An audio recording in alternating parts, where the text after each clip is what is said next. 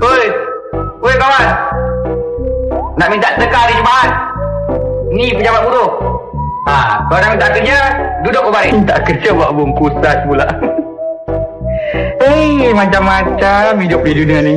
Ada bini, kena utang. Hei, sahabat. Makan boleh sembarang makan tau. Cakap jangan sembarang cakap. Oh, makan boleh sembarang makan ya? Awak nak makan cok domba? Sudahlah diutang, dituduh pula penipu.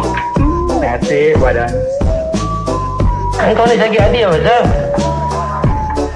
Aku tipu pun, tipu harap bapa kau.